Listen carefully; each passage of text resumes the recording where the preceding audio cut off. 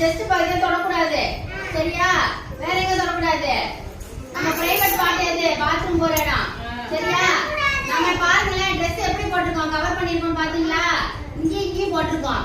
நம்ம கையெல்லாம் ஃப்ரீயா இருக்கா? கையில Dress இல்லையா? கால்ல Dress இல்லையா? அப்ப அதெல்லாம் ஒண்ணும் பிரச்சனை இல்ல. வெளியே தெரியக்கூடிய இடம். இதெல்லாம் ஏன் மறைக்கிறோம்?